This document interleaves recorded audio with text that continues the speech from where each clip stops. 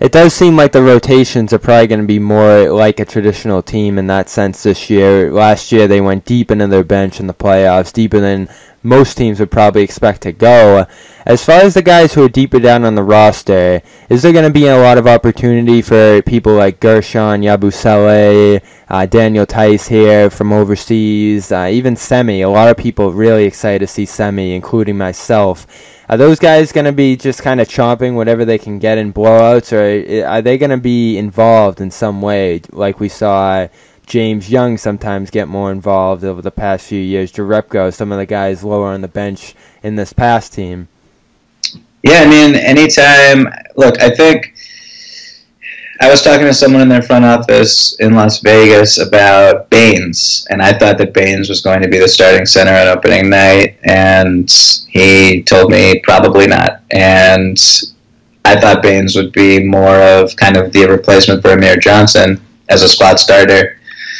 And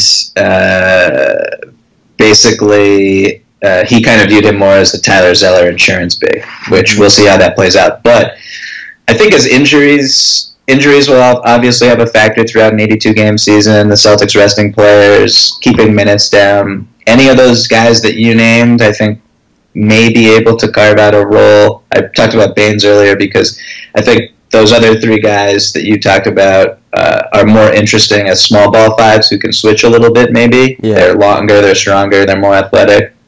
So I like them if Stevens wants to be more multi-positional and utilize really versatile, really switch-happy units off the bench, especially if Marcus Smart is going to be the point guard, because he can switch basically on anyone, especially if it's on a second unit.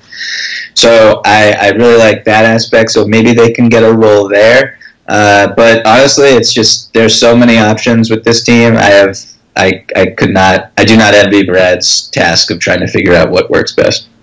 All right, well, thanks for your insight today, Michael. I wish we could have done this next week after Media Day.